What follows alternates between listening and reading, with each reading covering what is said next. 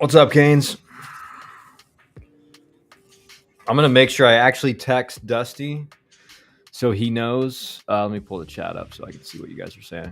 Because my monitor that I keep the stream on is like kind of, it's not far away, but it's like, it's hard to read a little bit. I think we just landed Jacob Lombard. Welcome to the U. Why do you think that?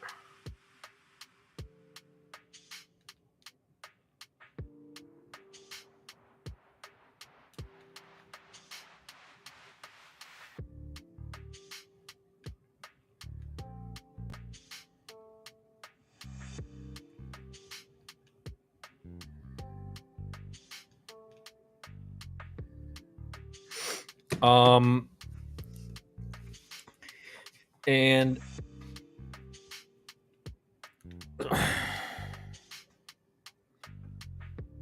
I'm actually on time today. Buck, you're here. Yeah, I got to text Dusty as well. Okay, you sent it to me? Let me, stream is live. He's going to say he's got something busy. He's busy doing something. There's a really interesting tweet that we're going to look at.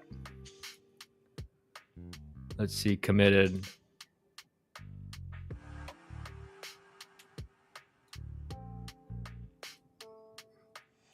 Yeah, but why do you think that's like what is your information that that's Jacob Lombard?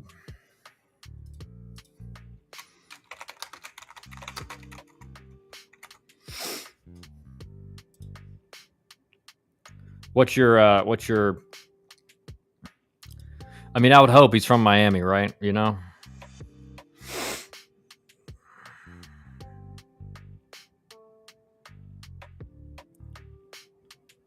But to be honest, like just looking at him, like, is this a guy you're even going to get? You know, like, let's see. I have to sign into my Perfect Game account. All right, let's see.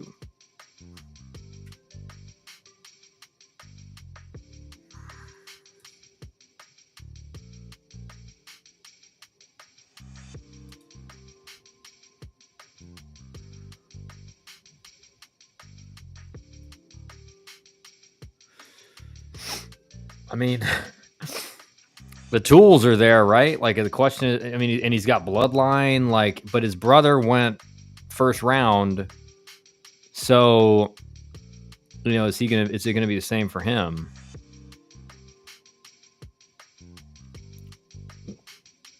That's gonna be the big question, Canes, is like, you know, is he even gonna play for you guys?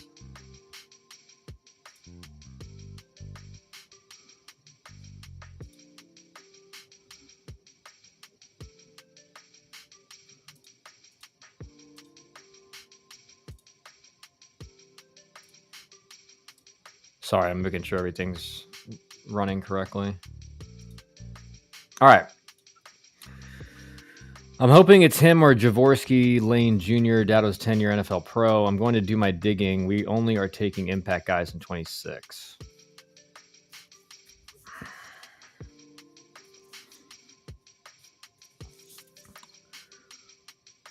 Watched Arizona State on Saturday, put up 26 versus TCU. We need to be ranked. Yeah, I think Arizona. It's like Arizona State, Georgia Tech, Kentucky. Even though they lost to Georgia, but it was in Georgia. It was in Athens. There's three or four teams, 5 teams possibly that are all kind of on the bubble right now. For getting in this weekend. Like I think if Georgia Tech wins. If they win against Notre Dame, right? They go 2 out of 3. They're probably in. They're 1-12 this season. Lombard's school, and he hasn't played in 6-7 games. Don't know what is happening with him, truthfully. How about David Pierce getting hired at Rice? Seems like Rice is taking baseball seriously again. Well, I mean, Jose Cruz Jr. was not like I think everyone thought. Okay, like this is a big time hire. But it's really not even about like, oh, if you don't get like David Pierce is a great coach. Took Texas to Omaha, 3 times. Like David Pierce, like again, like Texas, David Pierce like got Texas back into the limelight. You know what I mean? Like I think a lot of people were like, "Oh, he needs to be fired or whatever," but he got Texas back to the limelight. Like 3 Omaha trips in what was it, like 10 years he was there, or maybe a little bit less than 10, 8 years maybe. So like David Pierce, I thought was like, now I did hear that like, I mean, he had run off some staff, right? Like, so there was issues where, assistant coaches are leaving pretty quickly. But there's no question that he's like a winner, and he put Texas back in the limelight. And he's going to start coaching them this weekend against FAU. Yeah, I saw that. I saw he's going to take over immediately. Yeah, so I mean, we'll see. But again, it's like I think David Pierce will instantly make Rice better. The question is, will the administration support him, like with scholarship numbers, NIL? Because if they're like, the thing is, if you're at Rice and the expectations are what Rice did under Wayne Graham, well, it's a totally different era now. So you better be giving him the support he needs to win recruiting battles in the state of Texas when you got A&M, Texas, Texas Tech, Dallas Baptist, Texas State. I mean, you're really close to Oklahoma State, Oklahoma. I mean, there's just like Texas is a lot like Florida in a sense. Like there's just a bunch of really good schools, and like Rice is like number 7 or 6 or 7 on that list right now. It's just how it is.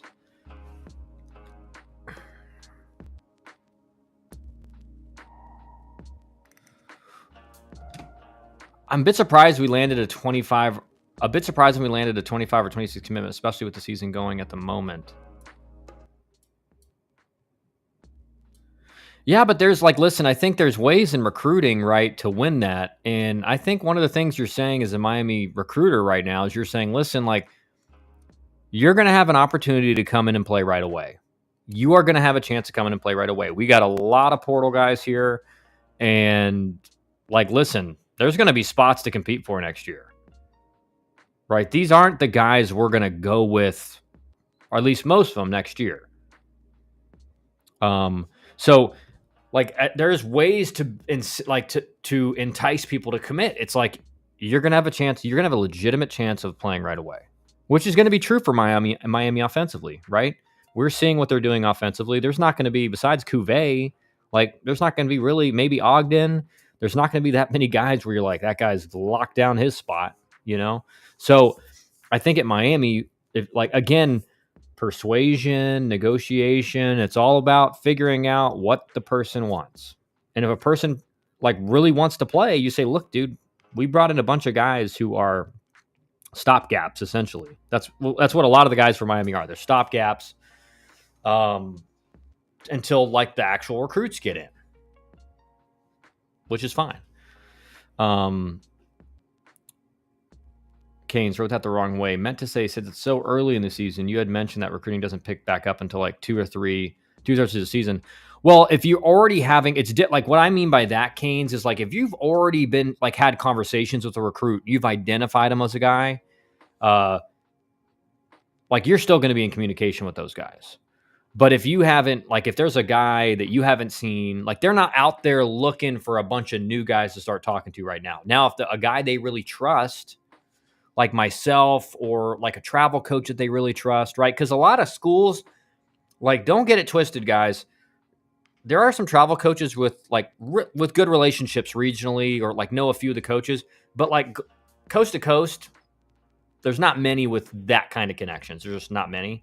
And like I've represented a player. I'll just say it like this: I represented a very good player, and he got his first scholarship offer, and that was where he wanted to go.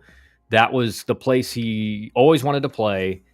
And I heard from the dad that the travel coach immediately was like, hey, let's go talk to Arkansas. Let's talk to Alabama. Let's talk to this school. Let's talk to Clemson.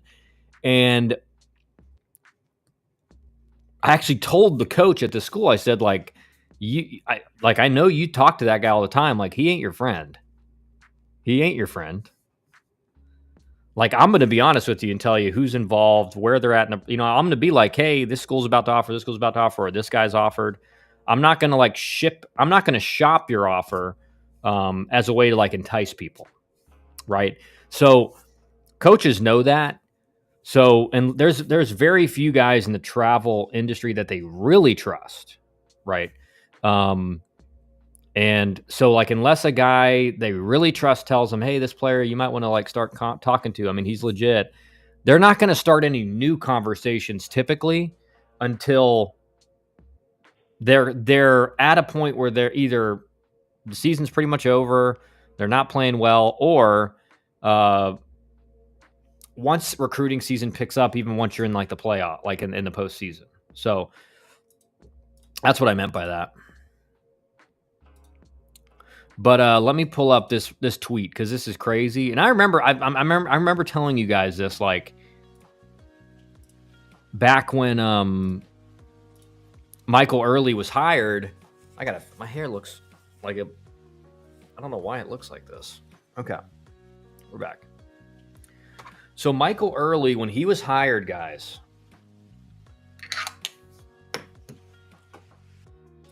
remember what I said?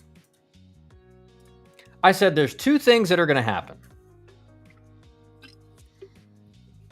Either A&M legitimately thinks Michael Early is like the best young assistant in the country, and he's going to he'll become like a Tony Vitello type, maybe like, and again, that's like crazy what happened with him, but like, one of the best head coaches in the country. He's going to turn it, in a few year or two, whatever.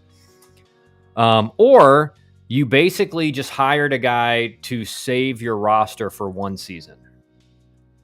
And I remember saying to you guys, like, which one do you think's more likely? Like, which one's more likely? Is it more likely that this may be a short-sighted hire, to like just to like hopefully save your roster for next year? And like, you can go with that whichever way you want. But this is an interesting tweet. Let's look at it. Kendall Rogers went through all of our rankings from all 10 years of our existence at D1 baseball. Texas A&M's start is rather historic, not for good reasons. Here's how our preseason number one has been ranked this week the last 10 years. No number one team has come close to this kind of start. So Vandy was preseason number one. At this point in 2015, they were number 4. University of Florida, at this point in 2016, was number 1. TCU, in this point in 2017, was number 3. Florida was number 2. Vandy was number 8. Florida was number 5. Texas was number 2. LSU was number 1. Wake had the biggest. All these teams were still in the top 10. Wake was the only team that had been outside of the top 10 at this point in time after being preseason number 1. A&M, not even ranked. And one of the guys down here actually made a pretty good, this guy, I don't know what this guy is. He says, Kendall, please stop. Kendall Rogers has been around a lot longer, Dusty, but D1 baseball was first created, like the actual company was first created in 15. So like Aaron Fitt and those guys were all working for different publications. Kendall Rogers, Mike Rooney all those guys were around the game, but they weren't, under D1 baseball. That was when D1 baseball was created. So, Matt Moore says, it stinks, no way around that. The silver lining is that our starting rotation is getting the job done. A change in approach and offensive identity is way easier to correct in season struggling pitching. The tools are there. I kind of agree with this sentiment.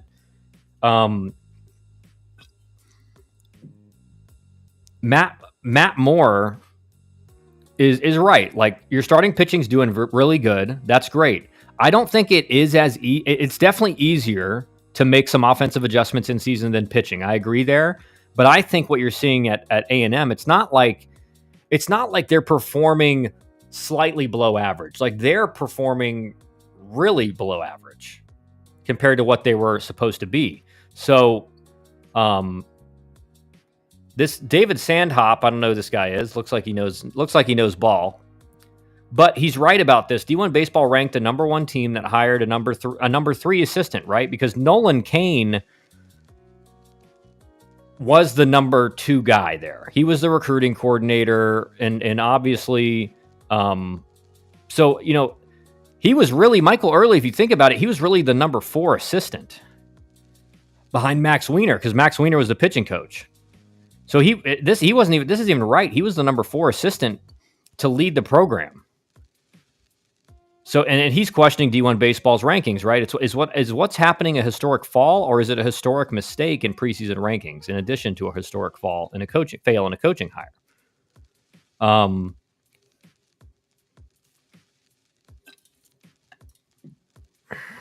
So Trev Alberts was just hired as Texas A&M's AD a year ago. Former football player and not an A&M guy. Seems like a snap decision in his first few months. Rope will be short here.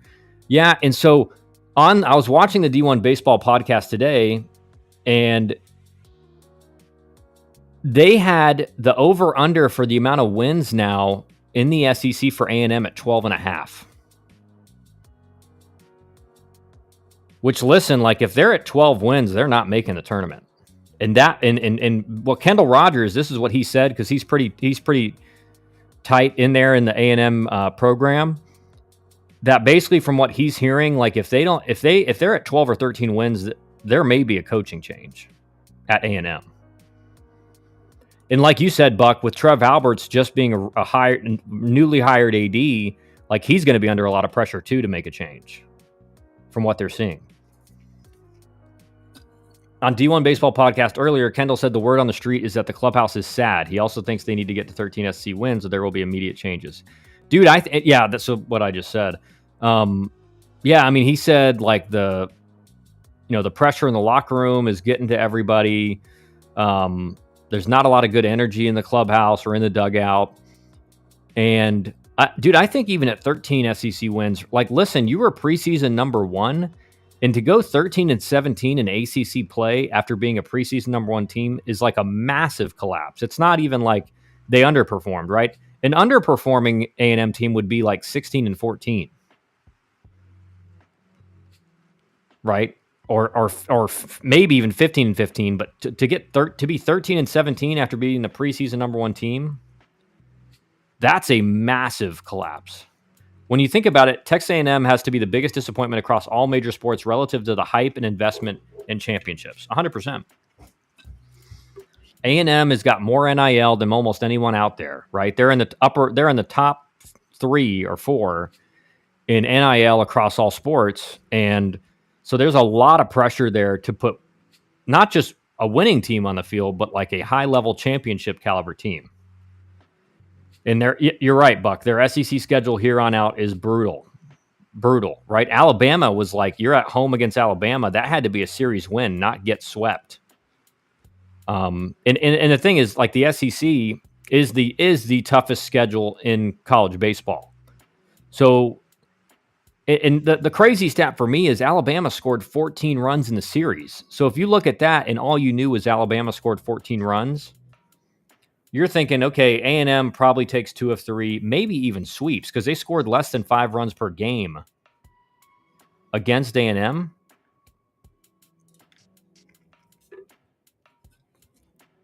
And they got swept. They got swept. I'm calling they will be under 10 wins and it will fall apart by season's end. I mean, if they're under 10 wins, that's insane. I can't go that far, but I think 13 wins is going to be tough. Right? Because you got to go 13-14 the rest of the way. And just from the product I'm seeing on the field, and it's going to be tough, right? The offense is severely underperforming. The pitching staff's doing fine. But again, some of those games against Alabama, it wasn't even like the offense underperformed, but they had winnable games. And there were some issues I think in game management and stuff like that as well. So it's crazy. It's crazy how bad A&M has played to start the year. And again, what concerns you is it's not like they were playing well and they got swept against Alabama. Like they've been playing bad the whole season. The whole season has been bad. And the other thing is against decent competition, they aren't scoring any runs. Like if you take away some of those games against really lower level competition where they scored like 17 runs and stuff, they're scoring like less than 4 runs per game, which is insane in this era of college baseball.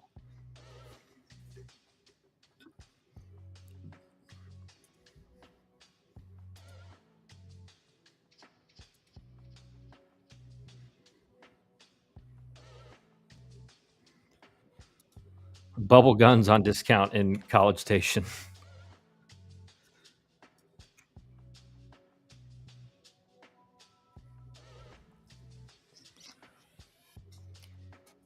And again, like A&M could all of a sudden just turn it on and be a much better team, but like you haven't seen that happen once in the season so far, and we're a third of the way through the season.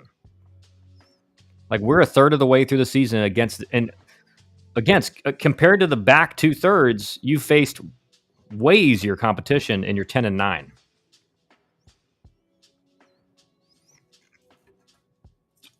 So it's not just that they have to play better; they have to start playing a lot better.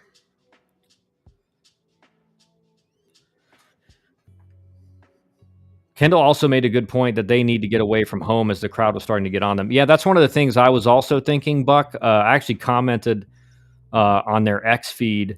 Like I think they may actually play better on the road this year because there's so much pressure at home right now. There's so much pressure at home to win series, and like fans are booing and all this stuff this early in the season, right? So as a 19-year-old or a 20-year-old, 21-year-old in college, and your fans are booing you, and you had the preseason hype of being preseason number one. Like it actually may be refreshing for them to get away from a home crowd and have the only fans that are booing you being the opposing team. And I think they're on the road against Vandy this weekend. Let's look at what some of these matchups are coming up we'll look at the midweek as well, but let's look at some of these matchups coming up next weekend.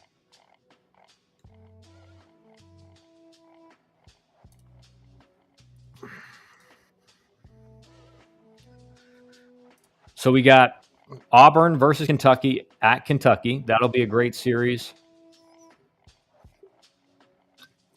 Tennessee at Alabama.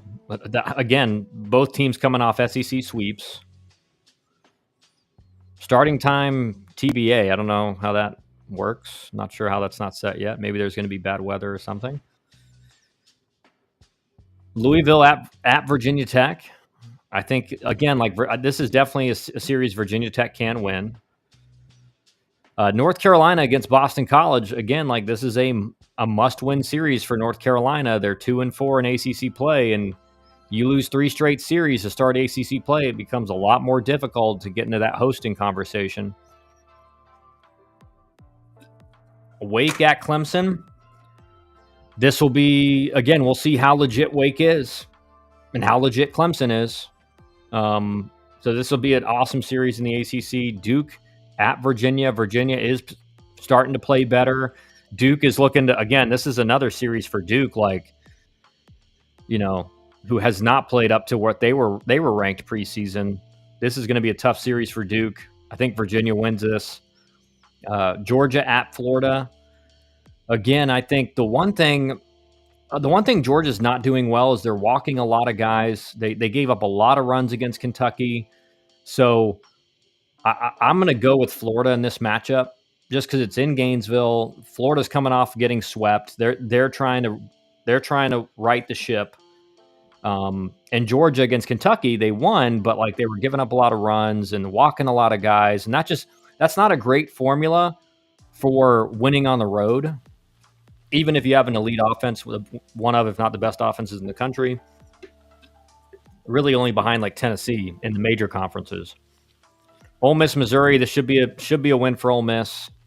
A&M at Vanderbilt. Again, man, like Vandy's got good pitching and their offense has been decent, right? So like the pitching matchups are pretty much very similar, and Vandy's offense has been better than A&M. So and Vandy's at home. So, like, can A&M win 1 out of 3?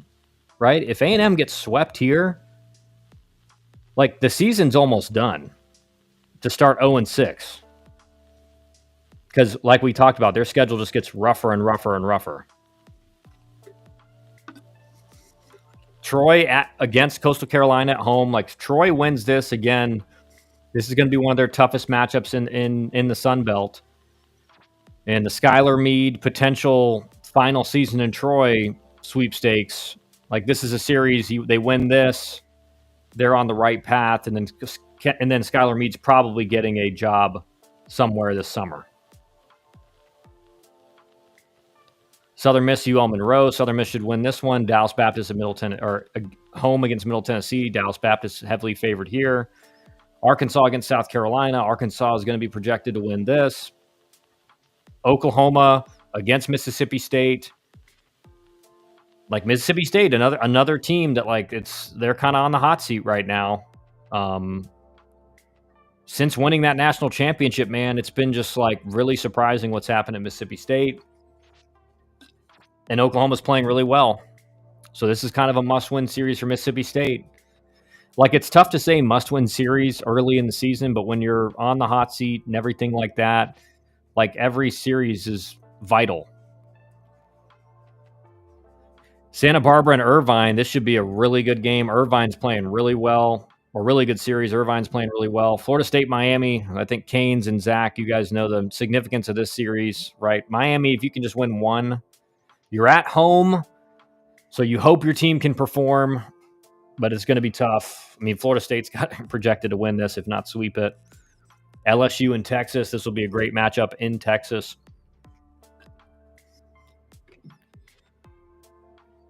Oregon State and Cal Poly. I think Cal Poly's won like 10 straight or something like that, so this will be a good matchup.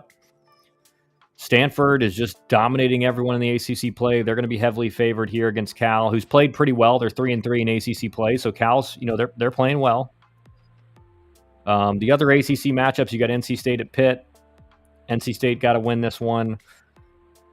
Georgia Tech at Notre Dame, right? If Georgia Tech wins this series 2 out of 3, I think they're definitely ranked in the top 25. If they sweep it, again, if they sweep this, Georgia Tech's in really good position. Really good position. And then the other matchups we covered.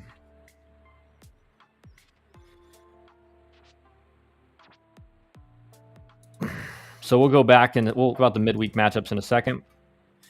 Mississippi State. Well, let's see what you guys have said. Bruh, what's up? What's up, bruh?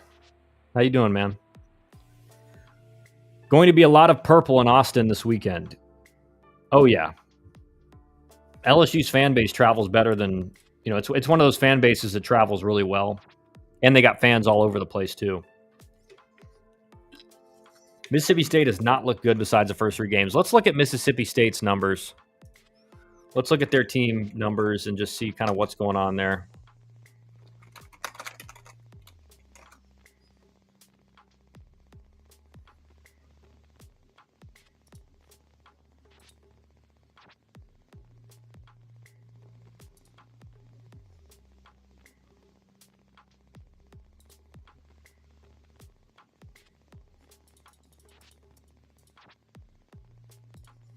All right, let's pull this up.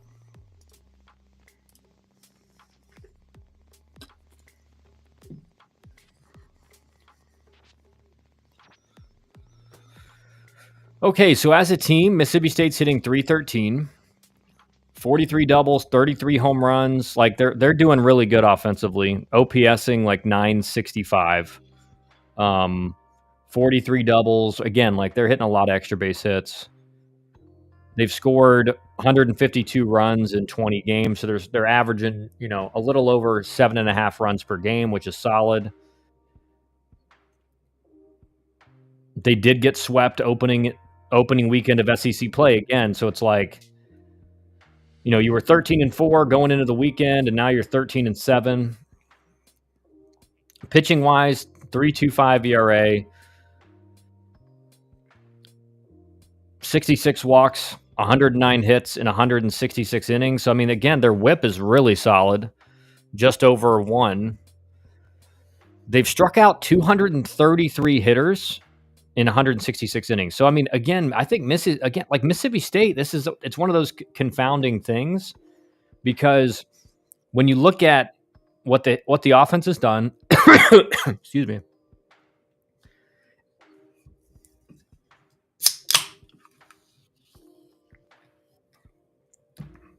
and what the pitching staff has done, they've been really solid. Now, if you look at their pitchers, their starting pitching has been good, still giving up some runs. You know, Pico Cone, 29 innings pitched, 16 hits, 5 walks, 43 strikeouts. I mean, he's doing great. But the rest of their starters are farther down here. All the numbers are solid, though. Again, when you look at these numbers, you're wondering, okay, how have they lost this many games? How did they get swept opening weekend? If we look at their schedule, so now you look at your schedule and think, okay, did they just beat up on a lot of teams early? Certainly beat up on Manhattan, run ruled them twice. They lost to Southern Miss. Missouri State, they swept, but it was barely. Most of the games were close. They lost to Troy, so every top 25 team they've lost to. They beat Rice 14-3. They lost to Arizona 5-6. They lost to Oklahoma 7-9. Oklahoma State 7-9. Then they beat Southern Miss 18-3, so they really performed there. And then against Queens, they dominated Queens. They beat Old Dominion. They beat Nichols. And then Texas swept them in Starkville. Yeah, let's look at the errors. They've made 15 errors in 20 games, so they're not. I mean, runs given up to earned runs. They've given up 60 earned runs, 73 runs.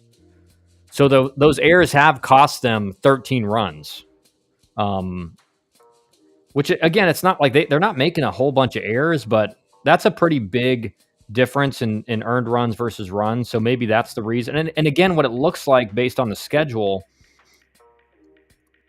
is that when they have played good competition, they've gotten beat. The only team they've beat that's like a top 25 caliber team is Southern Miss, March 5th, but all the other teams that are top 25 teams they lost to, or top 25 caliber teams like Arizona and Oklahoma State. So when they've faced good competition, they've gotten beat, right? So again, when you look at the schedule, it's like, okay, the numbers may not be as good as you think because they've kind of beaten up on the worst teams, and then when they faced kind of more equal competition, they haven't won. And they're playing on the road at Oklahoma this weekend.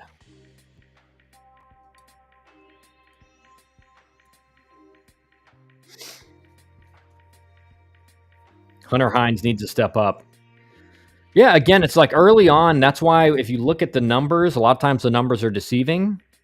If their record doesn't make sense based on the numbers of the pitching staff and the offense, you got to go through the schedule and be like, okay, like they really beat up and stacked those numbers, skewed those numbers against the bad competition, and against the good competition, they haven't been able to do as well. All the Texas games were close, to be fair. 2 7-inning games on Sunday, and one was won late. No excuses, but sky is not falling there yet. I agree. I do think, though, Buck, like when you just go look at their schedule, they have one win against like a top 25-ish caliber team. And what, 6 or 7, all 7 losses are against top 25 caliber teams. So I agree with you. Like, one series does not make your season. But you have to show the ability to beat a high caliber team at some point. Kyle, are you going to be locked into March Madness or college baseball this weekend? College baseball. I do not really care about March Madness, just to be honest. As unfortunate as that is to say, I'm not super locked into college baseball or college basketball, even with March Madness.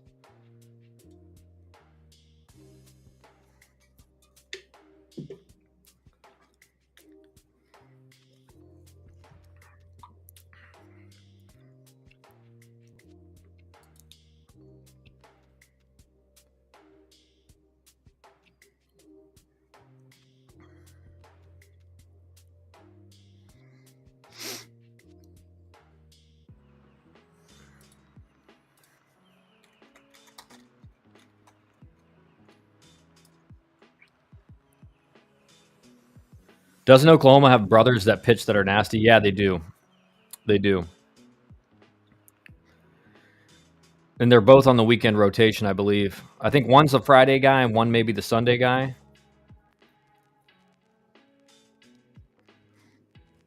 Let's watch this clip from D1 Baseball talking more about A&M and just see what you guys think about it. Like, I don't know if they're going to stink the rest. Texas A&M stinks. Like, I don't know if they're going to stink the rest of the season, but they stink right now. There's no other way to put it. They lose 2-0 today to Alabama's Sunday pitching, and I don't mean that disrespectfully to Alabama's Sunday pitchers, but this was supposed to be the best offense in the country. And yes, you don't have Gavin Grahovac. Yes, Hayden Schott is banged up. You know, yada, yada, yada, yada down the line. Still, like, this was supposed to be the most talented offense in the country, and clearly we were wrong about that. That happens, but still. Right?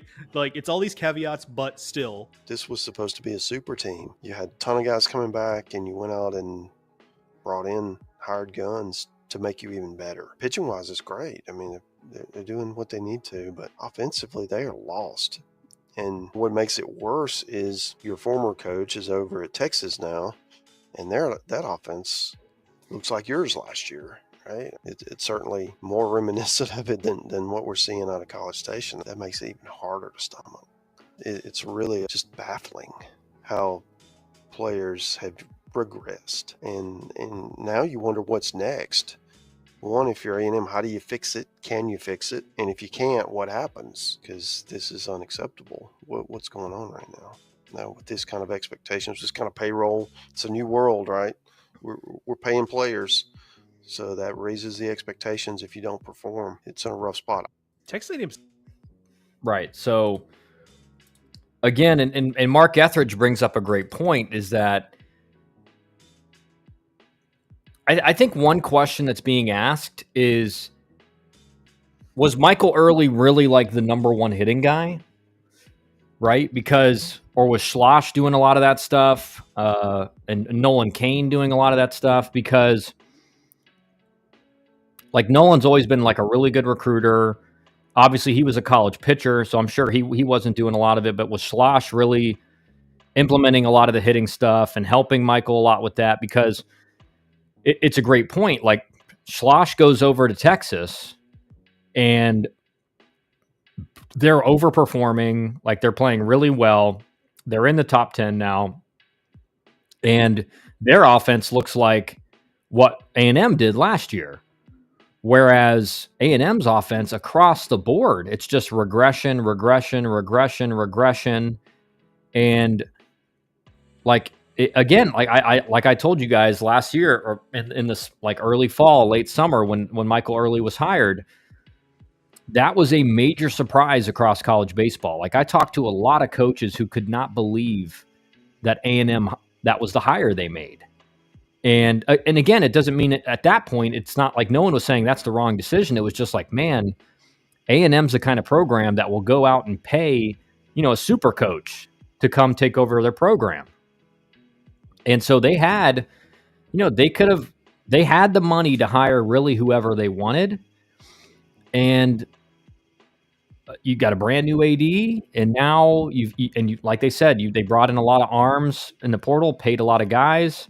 And it's going to be interesting to see just how the season progresses with A&M, because like we talked about earlier, Dusty, you missed it, or you caught the back end of it, but like, there's never been a team preseason ranked number one who's out of, generally they're still in the top 10.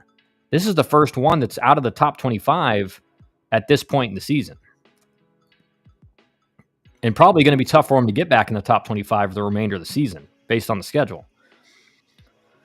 Have we talked about Rice and Pierce yet? He's coaching this weekend versus FAU. Crazy. Yeah, it is crazy. Just like this in-season, like first third of the way through the season, firing of Jose Cruz Jr. and then bring in David Pierce. I do think David Pierce is a great coach. What he did at Texas, and I think it kind of gets understated, like Texas was no longer looked at as like a premier program. I think everyone thought like it should be, but it wasn't. And David Pierce took him to Omaha, 3 times in 8 years? or whatever it was, and a bunch of super regionals, 5 super regionals maybe. So what David Pierce did at Texas was pretty insane. And I know that Kendall Rogers put out that he felt like he had kind of gotten a short stick in the deal based on how he had performed, as his teams had performed over his tenure there. But I think he's going to be a great hire for Rice. Like, again, how much is he going to move the needle? I think they're definitely going to be better.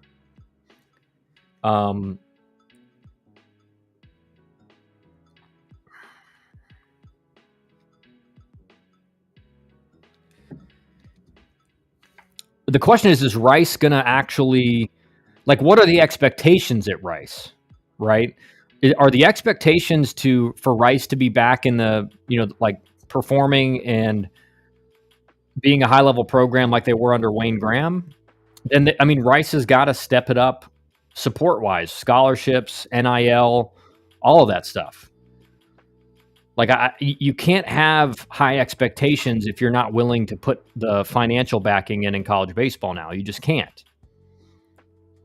And if you look at the state of Texas, how many programs are higher rated than Rice right now? Dallas Baptist, Texas State, A&M, Texas Tech. Like, there's a bunch.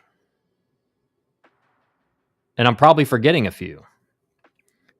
So if Rice wants to get back into the limelight, like, they're going to have to really back David Pierce. Now, I do think David Pierce, just the fact that he is a really good coach, is going to make that team better. It'll be interesting to see, like, how much of a difference does he have with this in-season move? Like, does Rice all of a sudden look like a way better team? They're playing a really good Florida Atlantic team this weekend. Like, if all of a sudden they win 2 out of 3 against Florida Atlantic, you're like, oh man, we got the right guy.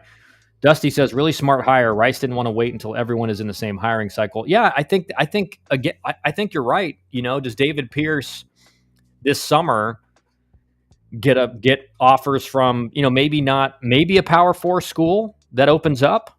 And what he listen, what he did at Texas, I think what ran David Pierce out of Texas was, there was a lot of talk of like, it seems like assistants keep getting kind of axed and moving on, and there doesn't seem to be a lot of continuity within the coaching staff. And I think a lot of that was maybe framed as, David Pierce being tough on his assistants. I don't know, but that had a part in it. But if you just look at what he did at Texas, like, he would have had Power 4 options, and maybe he even will have it this summer, right? Like, certainly he probably would have had a few interviews with the openings that occur. And so maybe Rice was doing that. They said, hey, we want David Pierce, and we want him now. We don't want to wait and try to compete for him. So it could end up being a really smart move by Rice. So like I said, it's going to be interesting to watch the rest of the way.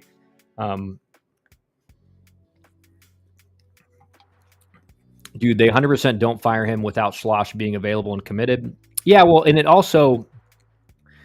Yeah, I think there is a lot of... I think most people get that Schloss that deal was already kind of set, right? Before he left and went to Texas. And it just helps that he's, like, really good friends with Texas's AD, like, really good friends. I think they worked together at TCU maybe. And for a long time. And so really good relationship there. And then all of a sudden, like, Texas is, loses in the College World Series. And then it's like the next day he's on a flight to Austin. And I do think what made the whole thing worse was that post-game interview. And like, I get it. Like, that's got to be an impossible situation when you don't want to say it.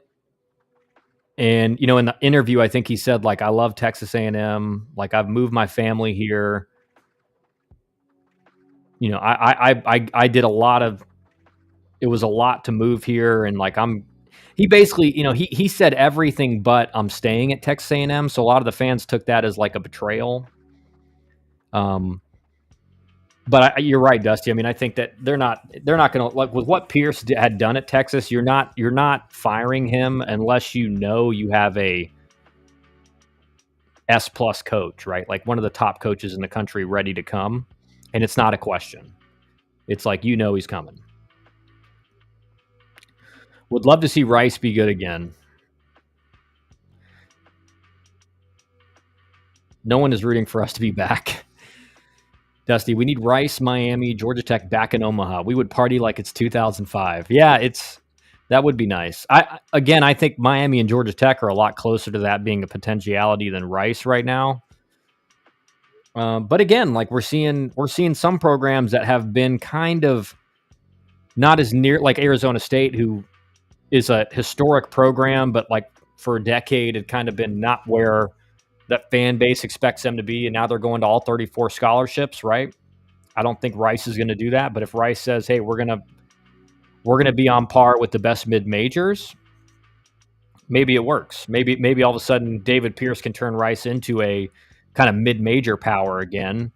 Don't forget USC, Tulane, Cal State, Fullerton. Yeah. Again, it's just a different era of college baseball. And like, if you're going to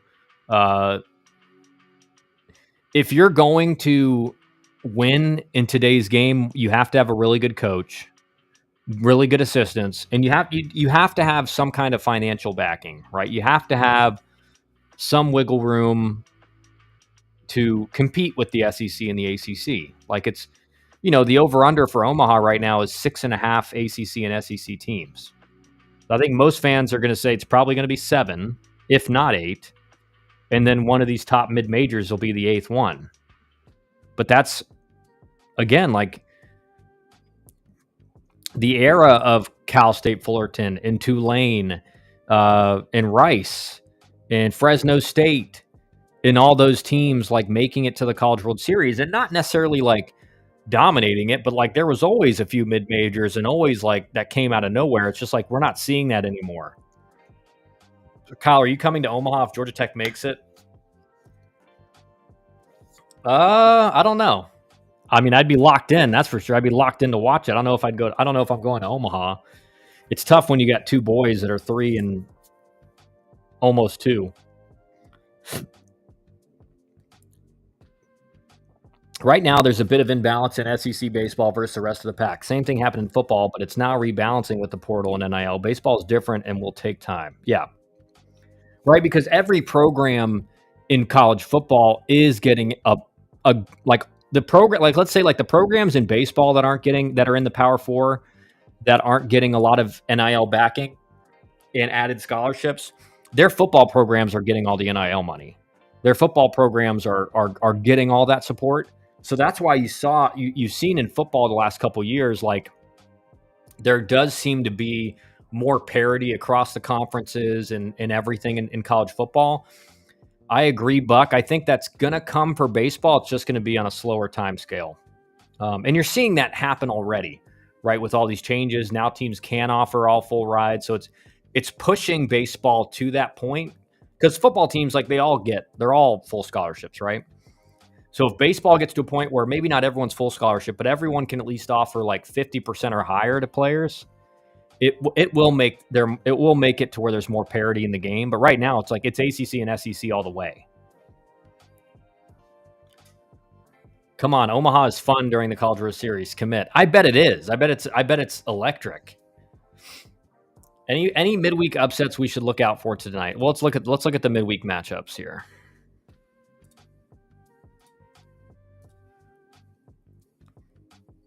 I think Troy UAB, just because like UAB played Alabama really close last week, ended up losing in the 9th inning, but it was a tie game, right? So I think this could be a good game. UAB's playing well. Wake Forest, Liberty, like Liberty's playing really well. It's at Liberty. East Tennessee State, Tennessee. Can you imagine? East Tennessee State has a very good offense. So if this gets into a slugging match, East Tennessee State may be able to pull off an upset. Coastal Carolina, Campbell. Like Campbell's playing really well. You could see an upset here. South Alabama, Alabama. Alabama just looks like it doesn't, like when the game's close late, they win. Like all those games against A&M, there was a lot of really close games late. They pretty much all were, and Alabama found a way to win. Ole Miss, Southern Miss. There's not really an upset here. This is just going to be a good. They're playing this in Biloxi too, one of my old stomping grounds. The Beau Rivage in right center field.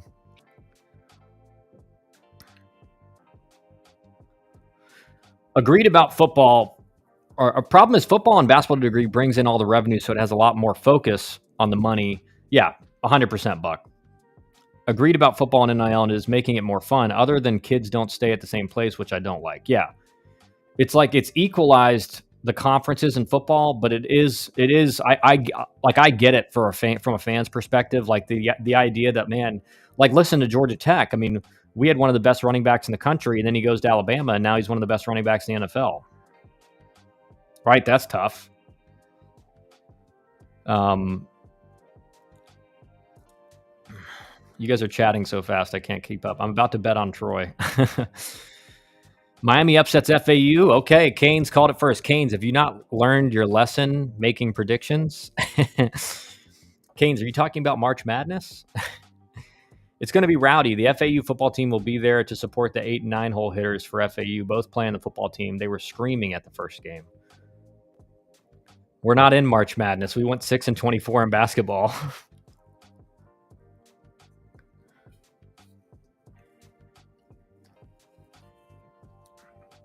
Georgia Tech will be good in football this year. Yeah, I mean, Georgia Tech, I think all of us, like former alums, we're really, really, we feel like if Hayes King doesn't have that injury and miss like 3 games, we're probably in the football playoff with the way we were playing. And even when he came back, like he couldn't even throw. Like he's throwing the ball like 10 times a game, and they're like 5-yard or like screen passes. So if you look at the season last year, if Georgia Tech, if Haynes King didn't miss like 3 games, we're looking like a playoff team. So I agree, John. I think next year for Georgia Tech is going to be a big year in football. Looks like Miami is going back to that 1970s nice patrician school described at the beginning of the legendary The U, 30 for 30. Don't say that. Don't say that in this chat, Buck. Come on, man. Let's look at some of these other games. TCU Dallas Baptist. This will be a good one. Let's look at the ACC. Pittsburgh, Akron. I mean, Pitt's got to win this. Boston College, Sacred Heart. Boston College got to win it. VCU, Virginia Tech. This could be a close game. Obviously, Virginia Tech can be favored. UConn, Duke. This will be a good gauge for where Duke's at going into the weekend, I think, against Virginia, because like UConn's a solid team, and if Duke loses this one going into Virginia, it may be a long weekend. Wake Forest, Liberty, we talked about. Notre Dame, Butler, Florida State, Mercer. I think Florida State wins. Yeah, UConn versus Duke, Jared. That's a good point. Like I think this will be a good game, and it's just going to be a good gauge for where Duke's at because they are playing better now. But they're going against Virginia, who's playing better as well. So we have to see. I went to the game last year at Georgia Tech. I sat in the Georgia Tech donor section. They were very happy and nice. The baseball facility is also very nice. Yeah, the baseball facility is great. Probably the best backdrop in college baseball with all this city buildings and behind the outfield. I sent pictures to Zach and in my Canes group chat. UConn lost to Campbell 2 out of 3. We literally suck. UConn is so bad it's not even funny. Yeah, maybe. We'll see. Well, we'll see. Well, this will be a good gauge then, right? Duke, UConn. At this point, what is the coach's strategy in midweek games? Do you play the A lineup for wins or still use it to get some guys reps? No, you're playing the A lineup, Buck. It used to be when I was in school, your midweek starter, and this is how it was at Georgia Tech, and it kind of how it was across the country, especially in the Power 4, Power 5 schools at that point. Your midweek starter was kind of the freshman that was viewed as the guy who could potentially be the Friday guy. So you started kind of your your highest ceiling, but also like high floor freshman pitcher. And so it was usually a good pitcher, but you wanted that freshman to get innings as a starter for a a future role in the weekend, like on Saturday or Sunday as a sophomore, and then move them up to Friday as a junior or whatever. Now what you see is there's a lot of like portal veteran guys starting in the midweek, because these midweek games, like, they kill you in RPI if you lose. Like, that's why we saw a lot of teams last year. They just like said, we're not going to play the last midweek of the year before conference play or before the conference tournament, because it was like, it's a lose-lose. We win, our RPI doesn't go up, and we lose, our RPI goes down a bunch. So the midweek now, I mean, you always played your A lineup just because you can't afford to give your starters days off and like lose their flow, like lose how they feel at the plate. But it was a midweek game was a time where if you went up big in like the 5th or 6th inning, you brought your backups in to get some at bats. But the only difference really now in the midweek is you see a lot of teams throwing guys that are like 5th year seniors that are not, they're not like a weekend starter for you, but they're, what you're going to get over a freshman who you're trying to develop. Because those midweek games, like when you lose them, your RPI gets hit pretty bad. Campbell's pretty good though and play a decent schedule. They are. Campbell is good. BYU is the best backdrop. Well, if you like scenic mountains, I agree. If you like kind of cool city vibes, it's Georgia Tech. Canes, come on, Jared. We're Miami. We lost a series to a team who lost to a series to Campbell and FAU. That's literally going to be the reason we don't make the tournament, losing that series. Yeah, could be. BYU is beautiful. I'd love for my son to go there. I know UConn and Campbell are good mid-majors are similarly on par with each other, but Miami losing a series to them is embarrassing, truthfully. Kyle, I've been meaning to tell you I have a solution for Sundays at Georgia Tech. Let's hear it. UConn is an absolute enigma. It's baffling, but Campbell has some decent arms. Yeah, I mean, Campbell's good, especially after UConn was 2-9, regardless of their test schedule. No, I mean, you're right, Canes. They definitely were not playing. I mean, it's one thing if you start at like 500, but 2-9 is tough. So, I mean, you're not wrong.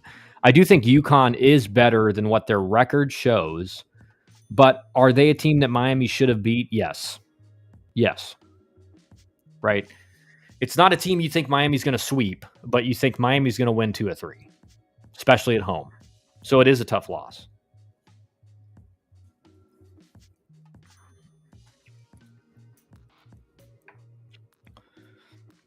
Let's hear it, Dust. Let's hear that Sunday strategy.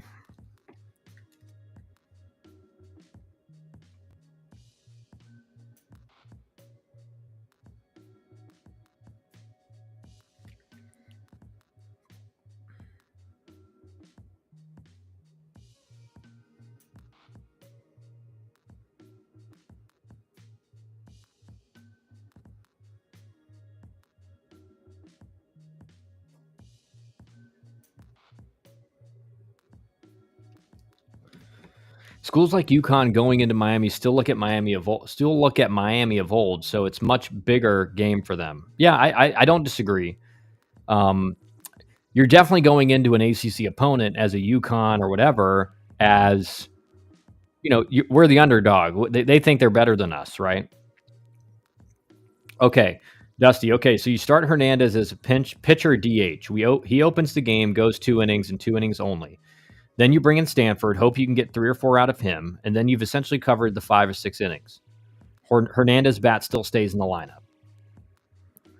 That's interesting. And then you're not using like another really one of your like go-to. Then you can go to like a Patel or I do think again the reason Georgia Tech didn't sweep Pitt is because Jalen Payton couldn't pitch. I mean, if he enters the game after Stanford, like he settles the game for 2 or 3 innings, and then it gives your offense enough time to add back onto the lead. Like, again, I think him not being able to pitch this past weekend was the reason you didn't see a sweep, because he would have been the first guy out of the bullpen after Stanford if he was available. They're definitely better than their record, but 2-9 is bad for perception. 100%. Essentially shortens the start for Stanford and allows your offense to scrape a few and hopefully give Stanford some cushion. Yeah. Your starting pitcher is just two guys. Yeah. I think, hey, it's worth trying, right? I think Sunday is that. Wait, the freshman Hernandez, who is playing good, is also a two-way player. There's no way. Yeah, he's like low 90s. Like I think he sits like 91, 92. Pretty legit. Yeah, he's pretty legit off the mound. 90, 92, can spin it a bit. Yeah. Like he's not I think he's raw on the mound, but just like the raw materials are really good. And he did get some he did get some innings earlier in the season, and I think they've kind of wanted him just to focus on hitting with how he's performed hitting wise, like second on the team in home runs. He's hitting a lot of extra base hits, hitting over 300. So they've kind of wanted him to focus more on just hitting. But I do think that's the big question mark for Georgia Tech is, listen, Brady Jones pitched great on Saturday, but Pitt probably has the worst offense in the ACC. So, a good performance against the worst team in the ACC is like, it's not a bad thing, but it's not, you're still not really, you still really don't know what you're going to get. And that's the weakness for Georgia Tech right now is how many innings can you get on Saturday and Sunday? And at least in Brady Jones' case, he's not giving up hits. Like he's not giving up a lot of hits. He's just walking guys and hitting guys. And because he's doing that, he's not able to get to like the fourth inning. But I do like that. I do like that idea on Sunday, right? If you feel like Hernandez can come in and throw strikes, like that's what you should do. That's what you should do. Canes, it's bad for perception and their baseball team in general. After they beat Duke and UNC, they'll get on a roll with pitching. It's bad for our perception is what I meant, Jared. If we had won that series, the mood and vibes around the program would be a lot better from a fan's perspective. Right now, everyone, yeah, I know what you're about to say, Canes. Probably the only way you could do it, trying to pitch deep in a game and still have good ABs is tough. Few are Ohtani. Yeah. And pitching's like super intense cardiovascular exercise. So like if you're pitching and hitting at the same time, it's like, I think a lot of people think would be easier than it is, but like pitching is very intense on your cardiovascular system and your heart rate gets up close to 200 beats per minute when you're pitching. So is that, and like, again, I get it from Georgia Tech's perspective because like he's been so good as a freshman in the lineup and driving in a lot of runs, hitting a lot of home runs, a lot of doubles. Like you want him, you don't want to, it's kind of like the Patel situation. He's pitched so well out of the bullpen and he's thrown more innings than any of the starters that you don't want to, even though he's the obvious choice to just move him to the weekend, you're afraid that if you move him to the weekend, he's not going to pitch like he was pitching out of the pen, which I get. And you need a guy like Patel in the bullpen who can, especially with Georgia Tech's pitching staff right now, who can come in the fourth inning and give you 3 or 4 innings, 5 innings, and get you to the back end of the game. And that's kind of like Jalen Payton early in the season was kind of looked at. He's going to be the closer, but I think looking at Georgia Tech's pitching staff, he's more of a stopper and kind of a settler of the game. Like you can't, in today's era of college baseball, you can't wait around to throw a closer, right? You want your best pitchers to impact as many innings as possible. And so for Georgia Tech's pitching staff right now, Payton and Patel are looked at as guys who can bridge the gap and settle the game, keep the opponent's offense down, and allow your offense to give you a sizable lead. So if you do have to bring in a guy after them, you have a big enough lead where you feel good about winning the game. Right now, everyone has us going under 500 and missing the ACC tournament. Our fan base is ruthless. Yeah, and listen, Canes, I get that from how the last 2 weeks have gone for Miami, right? I get that. They have not performed the way I thought they were going to perform. especially after that Florida series. After that Florida series, you're like, man, they were in every game with the University of Florida. They stole they salvaged the series on Sunday. The pitching was really good. Florida's pitching staff is probably better than every staff in the ACC except for Florida State and maybe UNC and maybe like another one like Wake Forest. But so you thought after that, man, Miami's got a chance to like surprise a lot of people this year, and then they just kind of have done terrible since then. We are trying to get UConn to that level. I still hold on to Charles Nagy. They tried being a football school. That hasn't worked out so well. Yeah.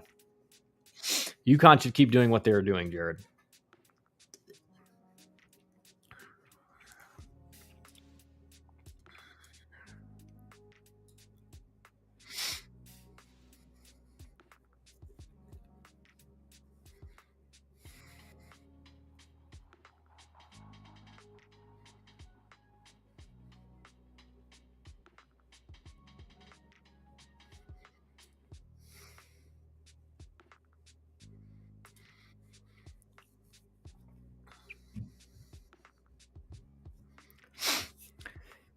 If Stanford and Bursama don't get their control issues under control, is Tech stuck with them in hopes they figure it out? Oh, well, I think it's pretty obvious. Bursama hasn't pitched he has not pitched in quite a long time, and not on the weekend in over a few weeks. So I think Bursama right now, like he's going to really have to, like if he gets an inning in the midweek, he's going to have to throw strikes because right now he's not even close to the guy. Like he didn't pitch on the weekend right against Pitt. So, like, he's way down the roster on guys you're going to bring in the ACC. I think you're still going to see him get some opportunities in the midweek in hopes that he can kind of right the ship, but it doesn't look good for him the rest of the year. Riley Stanford, like, again, the thing about Riley Stanford is the stuff's elite. Like, he's 94, 96, good slider. It's just a command for him. And it does seem he is one of those guys that the stuff doesn't play like it should. Like he's given up a lot of hard contact, a lot of hits in innings pitched. So it's not just that his command is, he's walking guys and hitting guys. He's also just given up a lot of hard contact. But you're going to, he's not like unusable, but for me on the weekend, he's just not being consistent enough and giving up too many base runners for him to be pitching on the weekend as a starter.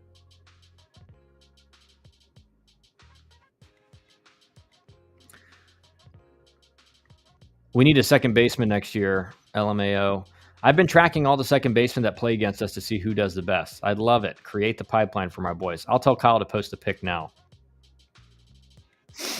What pick?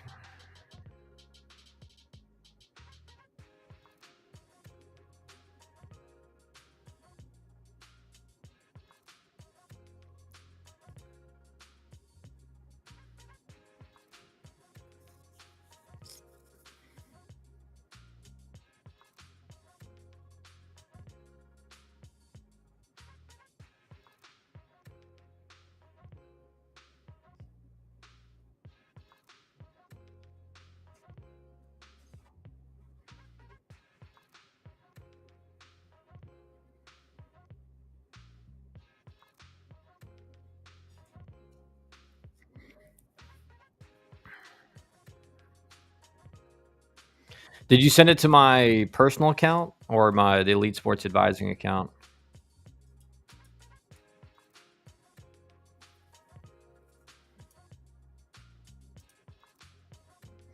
I don't know which one you're wanting me to. I don't know which one you sent me. Oh, okay. I think I get it now.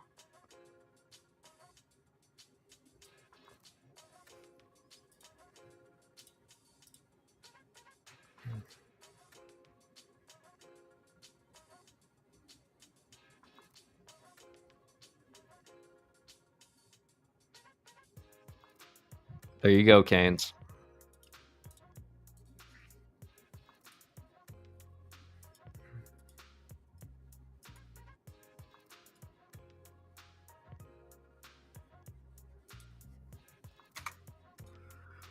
So here's another good point about Wake Forest, right? in what they've done to start the year. So Wake Forest, I think one of the reasons they were kind of underrated coming into the season is they lost 3 top 10 picks. And they were the preseason number 1 team last year and kind of didn't perform, not nearly as bad as what A&M's done, but like they did not play as well as a lot of people thought they were going to play as preseason number 1, right? Like you're expected to dominate. But Wake Forest lost 3 top 10 picks, and they look better this year than they did last year. So, and again, it just goes back to like their coaching staff is just elite. And even though last year they still performed well, but they lost 3 of the top 10 players, not just in college baseball, but in the country as far as the draft is concerned. So Wake Forest, like I told you guys, like don't be surprised if they're like a top 8, top 7 team here in the next couple weeks with how they've played so far.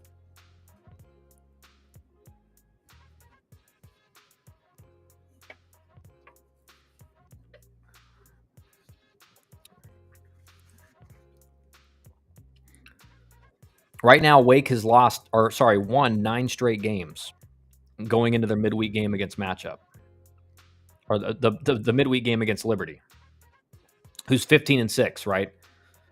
So they're going to be in Lynchburg. It's on the road. Maybe Liberty can upset them, but Wake is just dominating.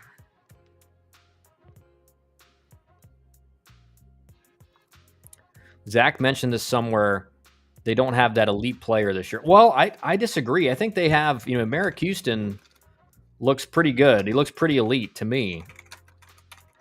It's not that they don't have like an elite player or two. It's that when you lose 3, it's not like 3 top 10 players, 3 top 10 picks in the country. That's a whole nother level of elite, right? That's 3 top 10 picks in the draft.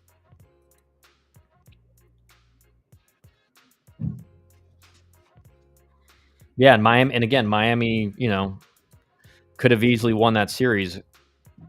I didn't watch those games, so I'm trusting you guys that they actually had the chance to win. But if I'm gonna just tell you guys the numbers, like right now, Merrick Houston's hitting .410, 7 doubles, 8 home runs. As a team, they're hitting .333 with 58 doubles, 42 home runs, 1 triple. So they have 101 extra base hits in 21 games. So they're hitting 5 extra base hits a game. 37 stolen bases, 135 walks to 157 strikeouts. So they're striking out like 7.5 times per game. They're walking 6.5 times, almost 7 times per game. So their walks to strikeouts really good. And then the pitching has been nasty, right? 3.3 ERA, 178 innings pitched, 262 strikeouts, a whip just above around 1.2. So, I mean, they're playing at an elite level right now. I will say, the one thing that worries me about Wake Forest, they've made 28 errors in 21 games. So they're averaging 1.5 errors per game, which is, their fielding percentage is 14 points lower than their opponent's fielding percentage. So defensively, they are a little bit worrisome. And that'll be something that as the season goes on, like, is that going to impact them? But again, they've started out 6-0 in ACC play. And again, 2 sweeps in an ACC season is that's unbelievably good. So they have taken care of business. They've swept twice. And we talked about last weekend, Georgia Tech losing on Sunday. When you have that opportunity to sweep and you do it, it sets you up for the rest of the conference schedule. So Wake Forest already has 2 sweeps on the season, two series in. Right? They only need 10 more wins to be above 500 in ACC play with 24 games left. So if they go 10-14 the rest of the way, they're 16-14. They don't even have to play 500 baseball the rest of the way to be in the host conversation. Like they can get to 17-14 and go 11-13.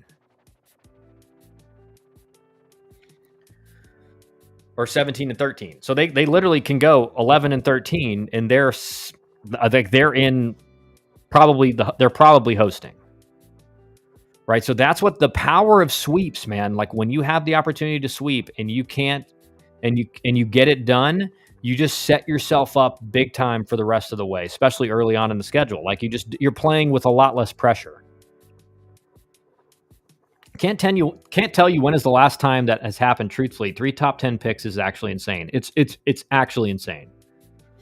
That's something you see in the NFL draft, not MLB, because you have high school players and so many good players across the country. Maybe you start seeing more of that in the future with more scholarships. Yeah, maybe. I mean, but still, 3 top 10 picks. That's crazy. Savannah Bananas bringing in bigger crowds in MLB games. Yeah, don't get me started, Wes. Don't get me started on it. Those videos come across my feed, and I'm just like, this is why we're seeing all this BS at the amateur level, like the travel ball level and all this stuff is like, that's why you see the kid and obviously the kid from Michigan put out a tweet basically apologizing for what he did, like, snorting the third baseline.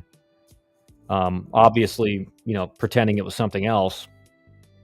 And that's why you're seeing stuff like that, because it's like, it's about I want to go viral. I call it social media induced narcissism, right? That's what you're seeing across the game right now. It's like all these kids, they want to be viral on social media.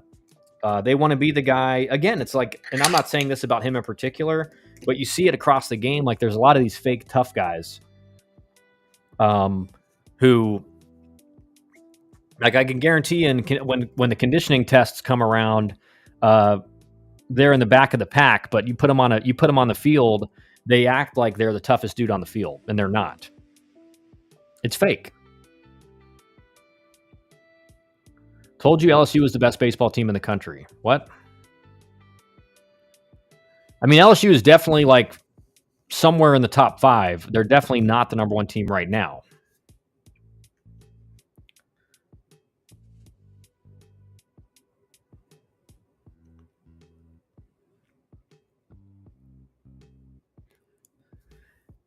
And it's not. I don't even. I think Tennessee is substantially better than any other team in the country right now. Wes, that Michigan player was out of line. No pun intended. Good one. You're right. I saw a Bananas baseball glove the other day. Wrist strap is a Velcro banana. Ugh. Cade Lewis has been the best hitter for Wake to start. Yeah, he's hitting almost 460, 7 doubles, 6 home runs, 16 walks to 16 strikeouts. Yeah, he's balling. I agree. But the reason people say Merrick Houston is obviously he's playing shortstop, so he's playing the premium defensive position, and he's raking as well. But current moment, they are unstoppable. That's right. Wake has Clemson, FSU, and UNC coming up in the next few weeks, so we'll see where they land. 100%. Like but they've taken care of. Like that's what I'm saying, Buck, is like Wake. Everyone's going to have some tough series. But in the series where you should win and you get sweeps, like you set yourself up, right? Wake can lose all 3 of those series you mentioned and still be like 8-6 or 8 and they'll be 8-6, right? If they lose all 3 series but don't get swept, they're 9-6. Sorry, 9-6. So they're still like 3 games above 500, and if they lose all 3 of those series to the best, their toughest competition. It's the egos, man. Yeah, it's the ego in the game is so big now, like it's insane. Wake could get swept against Clemson. Their Friday night guy is super solid though, but I don't think Miami bats were trying. We showed no effort on Friday. Yeah, I mean Clemson's Friday guy, Aiden Kanak, he's nasty. And he's really pitching well right now. So it'll be a great matchup Friday night. Imagine trying to coach an 8-year-old who is playing with their banana glove, taking one hoppers off their forehead, playing with their glove. Imagine. Yeah. I wasn't that blown away with Clemson. Yeah, I think Clemson's played like, listen, they are winning. right? Which is important. I don't think their offense is playing as well as people expected. Like Cam Cannarella is not really doing much, especially for a guy who, like, again, he's supposed to be one of the best outfielders in the country, and I think he's done fine, but he's not doing exactly what people thought. We can pull up Clemson, but Clemson's gotten their top 2 starting pitchers have done really well. What is it? Darden and Canuck. We'll pull it up right here for you for the boys. Sunday starter is a big question mark, and the lineup has holes. Clemson, that is. Yeah, I agree. So, like, if you look at Cannarella right now, the thing that I don't get about Cannarella is he's supposed to be a burner, like a really good runner. He's got 1 stolen base attempt and 0 stolen bases. He's hitting .304, 5 doubles, 1 triple, 1 home run. Again, in this era, it's like that's really low, just pure extra base hits wise. He's slugging .449, which is fine, but he's supposed to be a top pick. He's supposed to be one of the best players in the country, and he's OPSing under 900, which in this era is like it's good, but it's like it's not amazing. It's definitely not elite. And he's got 1 error on the year as well as an outfielder, which is tough. So if you look at their offense, like they're hitting .295 as a team. They've scored 171 runs in 21 games. So they're average, they're scoring around like 8 runs per game, which is solid. They have 61 extra base hits in 21 games. So they're hitting less than 3 extra base hits per game. So they're not really slugging. They're not stealing a lot of bases. They have 23 and 28 attempts. 130 walks, 46 hit by pitch. So they're getting their hit by pitches. So they're kind of equalized the strikeouts with that. But just offensively, they're decent, right? They're decent. Yeah, Buck, that's what I'm saying is like he's got like Cannarella's getting on base, .443 on base percentage, but he's got 1 stolen base attempt. He's the center fielder. He's supposed to be the fastest guy on the team. So that to me, it's like and he didn't have any stolen bases last year, and that was supposed to be because of injury or something. I remember me and Kane's talking about it. But that's a part of his game that needs to be solid, because he's not like a big time power guy. I think he hit 11 home runs last year again, which in this era of college baseball, like it's good, but it's not like you're not like a big time power guy.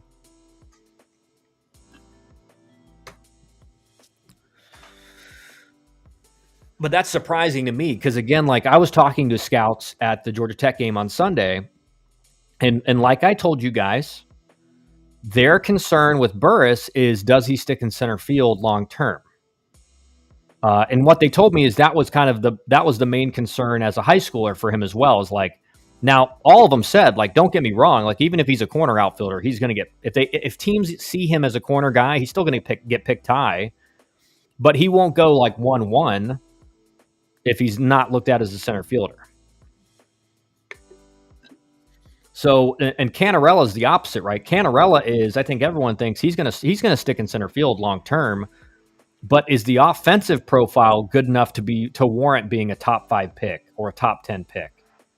And what I'm seeing right now, I would go with no. Now, does that mean he's not a first? That doesn't mean he's not a first rounder, but again, a top 10 pick.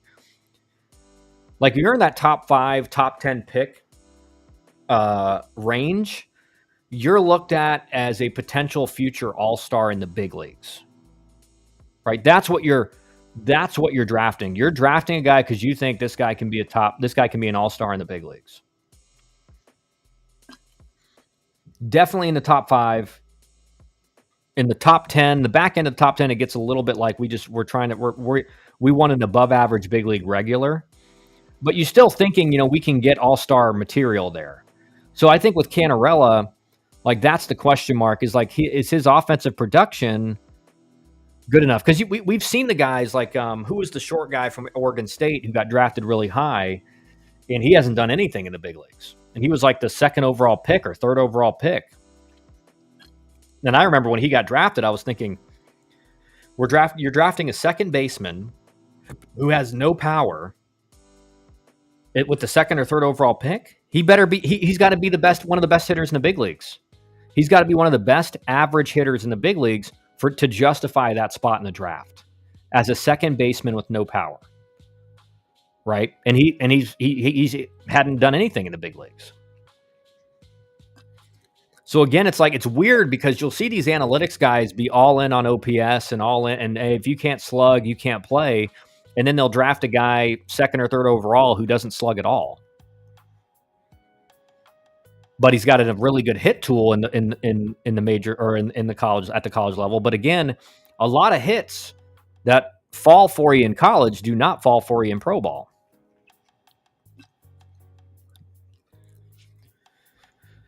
How many home runs in a college season is considered very good? 20 plus or 15 plus, I guess you could go. 15 plus is very good. 20 plus is like I'll say it like this, Wes. When the BB Core first came out, most hitters who hit 20 home runs with BESR went down to 10. Now, and so if you hit 20 plus home runs, you were considered like an elite power hitter. So it's kind of back to that now. Like if you hit the amount of guys who hit 20 when I was playing was like there was virtually none. Now it's like, there's 60 plus guys with 20 plus home runs in college baseball.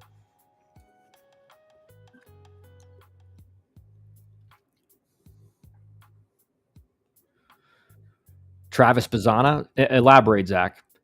Canes, is that really the case though, Kyle? Don't some teams use their early pick on a guy to save money and use it on other guys in other rounds? Explain if possible.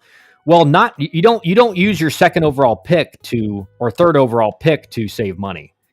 If you have the second or third overall pick, you are picking your pick. Yeah, Nick Madrigal. Right. Thank you, Dusty. Nick Madrigal was an elite hit tool guy in college. Now he played at Oregon State, so he's not playing as good a competition, right, over on the West Coast. And he was just a little guy with no power. And so again, when you pick that guy, if he's not slugging, he's to be a big league all-star, he's got to be one of the best hitters in the major leagues. So Canes, you may pick a guy in the back part of the top 20 or in the first round and say we can get him for under slot and we'll have money to spread it around, but you don't do that with a top 5 pick. A top 5 pick is a guy who's you're looking at you're a franchise player, a guy who can anchor your team for years to come. That's what you're hoping to get. So again, like an organization will pick a Nick Madrigal, and I'm looking at it and just thinking, how does this guy to be a franchise player who anchors your lineup, he's got to be like the best contact hitter in the major leagues or one of like the top 5. And the chances of that happening are just very small when you have like zero power, right? I couldn't believe, it's funny because you'll see organizations fall in love with a guy like that.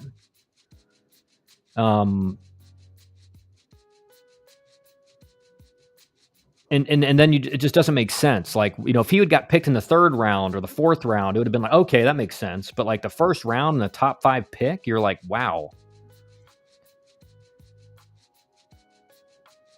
Because MLB systems can develop a young player their way. Yeah, but I think there is like a limit to where like the power potential a guy has, right? And I think most teams would have looked at his power potential as being like a 30, which is way below average in the major leagues. Do they test you for roids before the draft? Yeah. Typically, you get tested. Like a lot of guys get tested up in the Cape, their sophomore year, and everything like that. So there is testing. I don't know if everyone gets tested, but you certainly get tested right after you sign. Like you get blood tested, you get all these tests done when you sign and show up. I was upset with the Tigers drafting Bryce Rayner, but he looks like he will be a start if properly developed. But isn't that what the Indians did with Bazana? I mean, but Travis, like, Bazana balled out. Way more juice. Right? That's the... Let's just look at Bazana's numbers at Oregon State.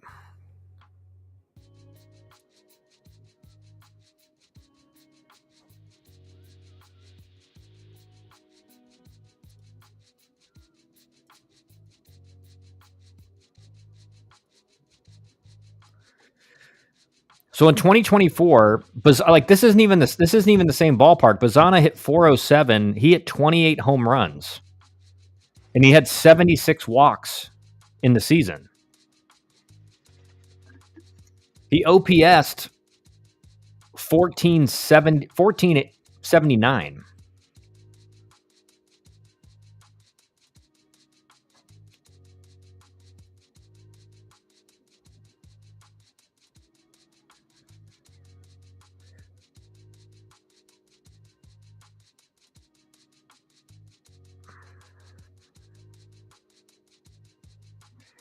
No, they definitely like Canes. Don't get me wrong. Like they can, if they feel like they can get you under slot, they're going to get you under slot. But like that's not like an advantage you're trying to gain with a top 5 pick.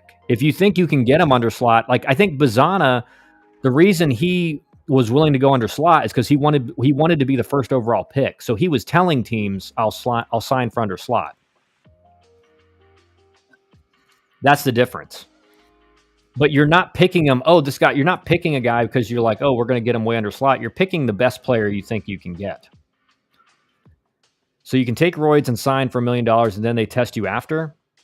Yeah, I mean that's a really big issue in, like, if you talk to a lot of farm directors, like that's a really big issue with the young Latin American players. And I saw it firsthand with one guy in particular that was signed by the Brewers, who,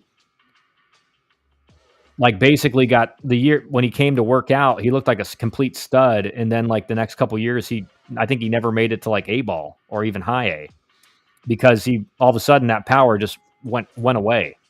So it does happen. Look at all the young high school players the Tigers draft: Max Clark, Bryce Rayner, Jackson Jobe, Kevin McGonigal. Yeah, it's like the high school players are just risky, man, because a lot of those high school players, they do not it's just such a massive jump from high school to pro ball. Like you can't even really explain how big of a jump it is. And so it's tough you have to be really certain of a high school guy.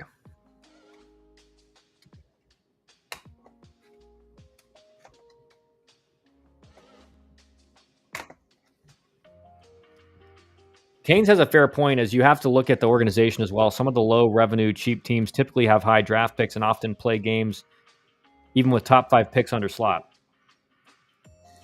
Well, again, like I think it's not to say that it doesn't happen, but you're not gonna win a lot, and you're not gonna get those franchise players if your main concern is like, well, can we get this guy under slot? Some players want to be the number 1 overall pick, so they will tell teams, hey, I'll take less money than slot. But you're not picking him solely because that. If you still think he is the best player for that spot, you'll take it, right? But if you're making that decision based on getting a guy under slot, that's not going to work out long term. But the Tigers have the number 1 farm system in baseball. Yeah, but Zach, dude, do not buy stock in what MLB and MILB.com rate as number 1 farm systems in baseball. The Brewers had, I think, the number 1 farm system in baseball, or number 2 or 3 when I was in the system, because of guys like Lewis Brinson, Brett Phillips, Ryan Cordell. A lot of those, and I can tell you, like almost all the top prospects we had, they turned into nothing burgers. They turned into absolutely nothing. They turned into guys that got a shot because they were high prospects and then were terrible, right? So you can't look at, well, we have the number 1 farm system in baseball, because that's all based on projection. That's based on, well, if this guy finds his ceiling, he's going to be a superstar. But The percentages of guys actually reaching their ceiling and what MILB and MLB projects them to be it's in the single digits. I'll say it like that. Agreed, the jump from high school to pro ball is absolutely insane. Yeah, it is. It's especially when you get to like your full season teams, which that's all there is now. Like you get to A ball and high A. High A is a significant jump. Double A is probably the biggest jump in overall stuff. And then triple A's not much of a difference in stuff from double A, but guys, and it's different now. Like triple A is way more of a prospect league than it was when I was coming up. When I was coming up, triple A was full of a bunch of 30-year-old guys with 3 years in the big leagues who really knew how to play. So you faced guys with similar stuff, but like they really knew how to pitch. They could locate everything on the corners and stuff like that. The rate of high school first rounders has gone down and down each year. Yeah, it's because if you look in the SEC and the ACC, they're facing a lot of arms that are like double A quality pitchers, like in college. So performance in the ACC and the SEC is like, this guy's way more likely to be a big league regular than a guy out of high school. Because a guy out of high school, you're kind of flipping a coin. There are clearly teams that are not worried about winning in the MLB. That's 100% right, Buck. I was 100% right. As they said in MLB, you can win or you can make money, not both. Yeah? Well, some teams can make both, but it's not a lot. Especially in the top 10, 15 picks. Yeah, exactly.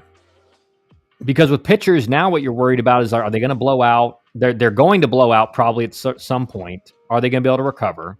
And then with hitters, it's just like, you really don't know. You really don't know if a hitter is going to be able to make that adjustment. I think we're doing a good job developing players. Just my opinion. Guess I'll find out in about 3 to 5 years. Yeah.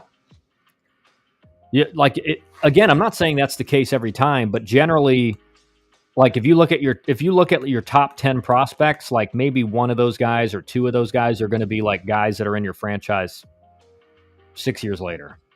That's the reality. Bucks referencing the Pirates. They need to do what soccer does. The couple bottom teams move to the minors and the top get moved up. Yeah.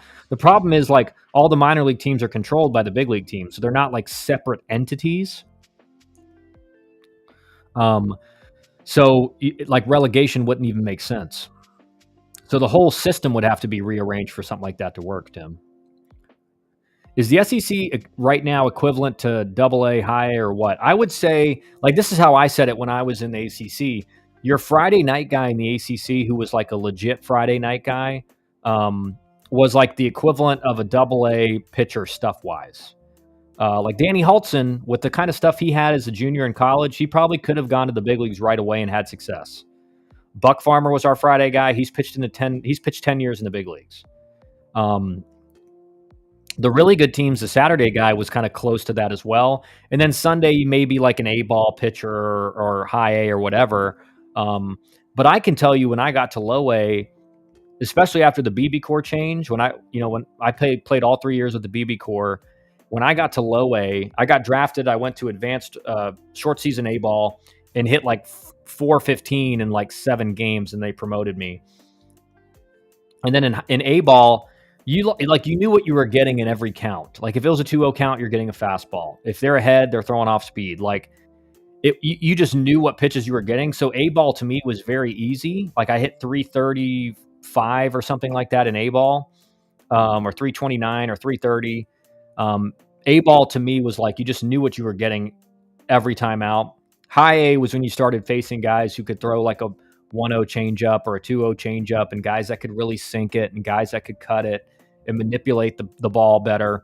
And then double A was just like every starter you were facing in double A was like mid-90s. Double A was that time when double A is where you see the starter is throwing 94, 96, and you're just like, okay, like that's normal.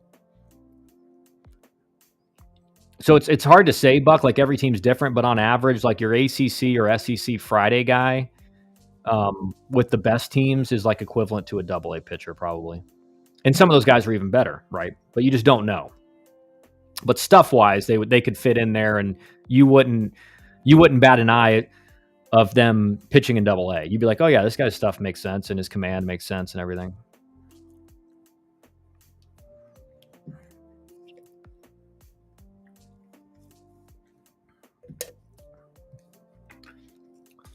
the White Sox and Marlins.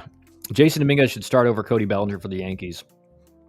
Maybe, dude, but he's pretty awful defensively, and I think that's one thing that I think a lot of the analytics guys get wrong. Like I saw it in my career, like they don't care much about defense.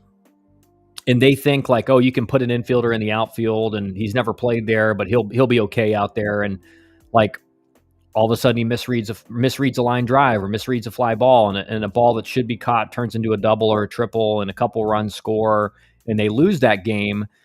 And then that happens a few more times. And then at the end of the season, you miss the playoffs by a half game. I mean, that happened for the Brewers in 2017, right? They were playing Nick Franklin out in the outfield, who had never played in the outfield. And he cost them, I remember one game in particular, a shallow fly ball. He overruns it, goes all the way to the wall. It's like a triple, couple runs score, and they lose the game. Well, that play lost them the game, but that play also lost them a spot in the playoffs because they missed the playoffs by half a game. At what round does drafting high school players not become a risk? I know if a high school guy goes in the top 10 rounds, it means the team wants the player. I think high school pitching, you're more bullish on high school pitchers because, again, stuff plays. High school hitters, you have to be really confident, and you have to have seen them against really high competition show not being overpowered and being in control of their at bat. But I think a lot of the high school players you see that teams are really high on, they try to get in those late top 10 rounds and give them a little bit more money than slot. Also in like from 11 to 20, like if it's more with the high school player, they're valued. Like if you see a high school player get like significantly over slot later in the draft, it's because a team thinks they're better. They were a much higher round pick, but they're not gonna spend a high round pick on them unless they can get them. They're gonna overspend on them later in the draft. But drafting every high school player is a risk now because you only have 20 rounds, right? So there's way more risk involved in a high school player. You don't have 40 rounds to like take flyers on guys. Thoughts on Pitt from Tim Schreck? I just think they're, it's like my thing with Pitt is I think they're trying to beat teams that can recruit much better than them at the same game. I think if you're at Pitt in the ACC, you have to run a different style offense. You have to try to put pressure on the defense. You gotta run. You gotta hit and run. You gotta bunt for hits. Like you can't try to outslug a lot of these other teams in the conference. So I think offensively that's an issue for them. And then their pitching is just kind of decent. Like it's okay, right? So Pitt's one of those teams in the ACC. It's going to be tough to win there consistently because you just can't recruit the elite level high school player. And then in the portal, they're going to lose their best players in the portal, and they're only going to get kind of guys that didn't play for the better teams or some mid-major players that they're going to have to make the right decisions on. Any high school player that gets drafted is a risk. Yeah, 100%. 100%. Even the high picks, right? Most of the high picks that are high school hitters will not make it to the big leagues. At least with pitchers, you're like, the stuff makes sense, right? Again, pitching is way easier to project just because, all right, well, the stuff's really good. Maybe, the command's got to be tightened up a little bit, or he's got to learn how to pitch and set up hitters better and all that stuff. But that can be developed over the course of 4 or 5 years. But hitting, like if you draft a hitter high, one of the things I see a lot is like, you see these guys that strike out a lot in high school getting drafted high, and you're like, man, that makes no sense. Small ball doesn't work in the big leagues.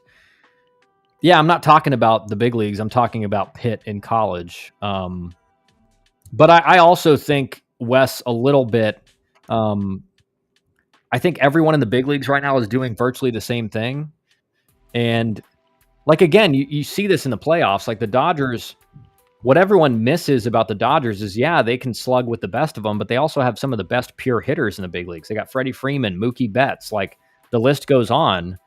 So you have a bunch of guys that can slug, but they're also very good hitters. And what you see in the playoffs is the teams that are all kind of low batting average but high OPS players, like they don't perform well in the playoffs because they're facing the best pitching in the big leagues. And so it's not about small ball. It's more just like you need guys that can actually hit, that know how to hit, that know, like in the playoffs, what loses you games when you have a runner on third with less than 2 outs and you can't get him in because you strike out. And that's my gripe with a lot of the analytic stuff is like there's a lot of guys out there who are like strikeouts are no different than any other out. It's like, well, tell that to the hitter or the team with a runner on third less than 2 outs. Like put the ball in play, get the guy in. A strikeout's worse in that situation. It's way worse than putting the ball in play. Striking out with nobody on base, okay, like no outs, nobody on base. Like I still, again, you put the ball in play, good things can happen. So if you have a bunch of guys that are striking out a bunch, that's when for me, I'm out. Because like that offense is just not going to be consistent long term. Now it may win you enough games over 160 games to get you to the playoffs, but then when you're facing the best pitchers in the major leagues, you're not going to perform. And you saw that with the Yankees, right? The Yankees, like Aaron Judge, he was just non-existent in the playoffs. Didn't do anything. And if you don't have him hitting, that's a massive loss on your offense, right? They just could not score because Aaron Judge was just coming up and striking out every at bat. So it's not about small ball. I do think small ball works way better in college. Like I think a lot of teams don't do enough small ball in college, especially in situations where, again, like I'm not saying you gotta bunt guys over every inning or something, but Dallas Baptist came up and they won really because Oklahoma State's pitcher and left fielder just totally forgot how to play the game. But they come up with runners on first and third, no outs, down by 1. And it's like the most obvious safety squeeze scenario in the game. Just safety squeeze, get the run in, get the run to second or get the runner to second, and then try to drive in the winning run. And the guy, of course, like swinging bunt right back to the pitcher. And then the pitcher just forgot that there was a guy on third, didn't even look him back, and the runner scored on a swinging bunt back to the pitcher.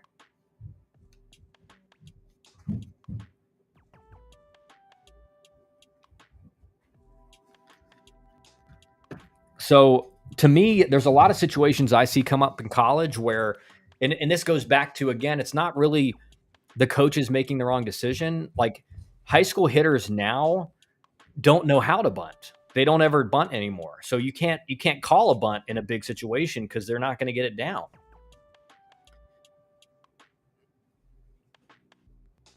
If you're hitting 30 plus bombs a year in the bigs, then you can strike out as much as you want and still have a spot on the team. Oh, I mean, you're not wrong about that. That's definitely how the majority of organizations are run now in the big leagues. I disagree with it. Because again, listen, to me, like hitting 30 bombs is great. But if let's say you hit 30 bombs and you had like 48 RBIs or 55 RBIs on the season, what that to me, that means you're basically useless with runners on base. Like you hit a bunch of solo shots which solo shots never win a game. And like you're really not a run producer, right? Because to win major league games, you got to score more runs than the opposing team. To win any baseball game, you got to score more runs than the opposing team. So like looking at the home run number to me is not as important as, all right, well, how many runs is this guy worth at the end of the season? And if he's driving in 58 RBIs with 30 home runs and his runs scored is pretty low too, like that guy's not nearly as valuable as the 30 home runs may show you. That's my point. Is I'm way more concerned with how many runs is he worth at the end of the year, and not like the weighted runs above, not that. I'm just worried about, okay, how many runs did he bring in for the team himself and others? And again, that gets back to, again, a lot of the analytics people, they don't think that RBIs are an important number. And that's, again, the only people that say that have never played the game at a high level. Because there are guys who are really good with runners on base, and there are guys who are terrible with runners on base. And if you have a bunch of guys on your team that are terrible with runners on base, like 30 home runs is great, but like if you're only driving in 58 runs or 60 runs, like that's not impressive to me. Dude, in 2017, I hit 5 home runs and I had 62 RBIs as a leadoff hitter.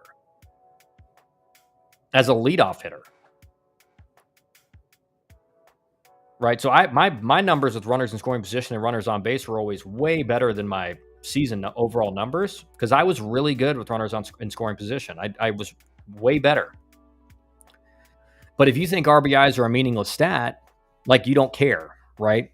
And so I do think you're missing value when you think solely about, well, he's hit 30 home runs. It's like, okay, he hit 30 home runs, but how many of them were solo shots? How many of them were like actually impactful home runs in a game? Because what I saw a lot is there were a bunch of guys who, when the game's not on the line and they're down by 7 runs, they could go up there and hit a solo shot. But when they came up with runners in second and third and your team's down by 2, they struck out. So like that guy's not as valuable as his stat line may show.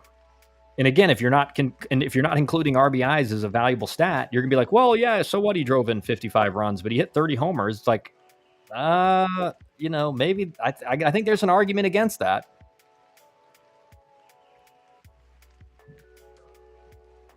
All the high school hitters in South Florida that went in the first round in the last 5 years had a batting average their senior year of 550 or higher. One outlier was Adrian Santana, Miami signee, 400, and is struggling. Yeah, like, dude, like, if you're a high school hitter that goes in the first round, you better dominate high school pitching. You better dominate it. Or it's like, I question the scouts who are turning the guy in as a first-round pick. Because, like, high school pitching, you should dominate high school pitching if you're a first-round caliber hitter. And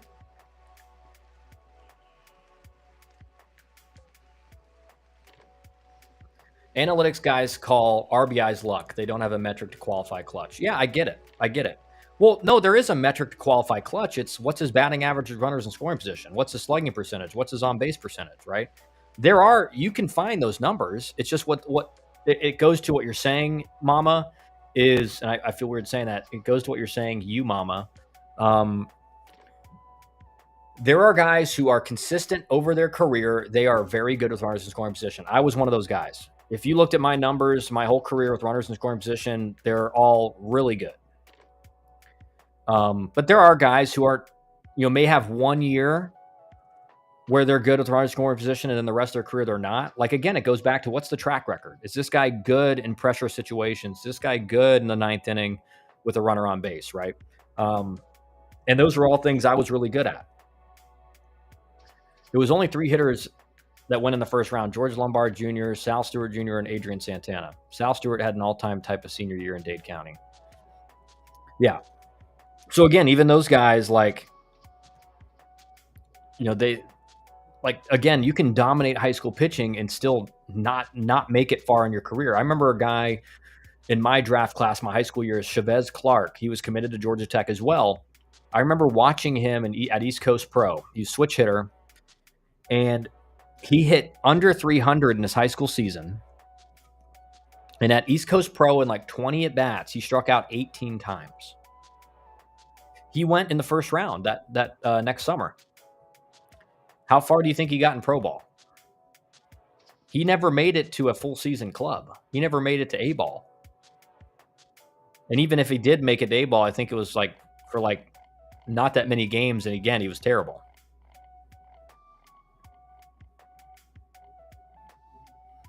I played against Ian Stewart. Oh yeah, I played against Ian in AAA with the Cubs, I think.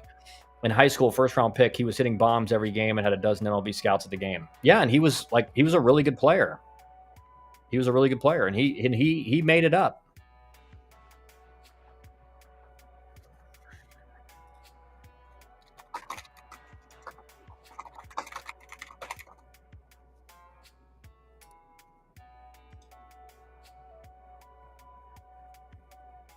But again, his career average in the big leagues, 229 in 1,500 at bats.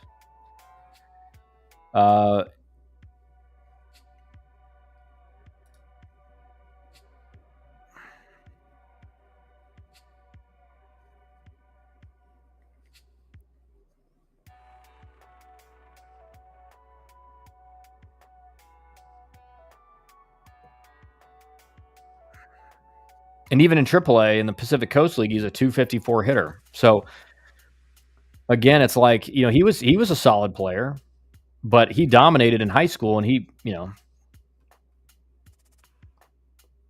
was a bust in the big leagues, right? He was a bust. Your 10th overall pick. Or sorry, maybe I'm looking at the wrong guy. Yeah, this isn't the right guy.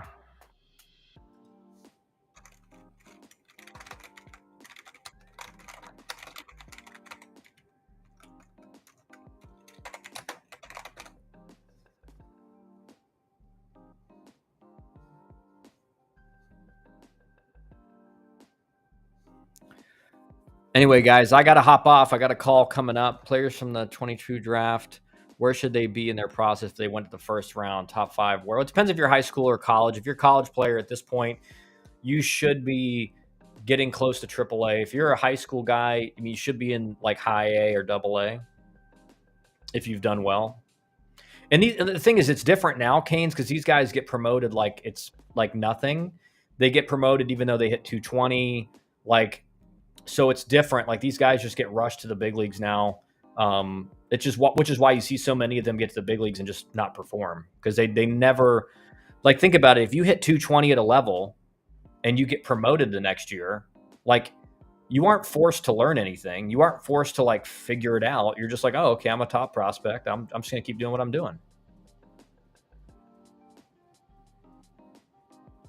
I'm looking at a guy like Elijah Green. Yeah, I mean, the high school guys usually take longer, man. Like, unless you're a superstar and get to the league at 19 or 20, those high school guys take a lot longer to make the adjustment. But all right, guys, I'll see you maybe tonight stream after the games. We'll talk about it.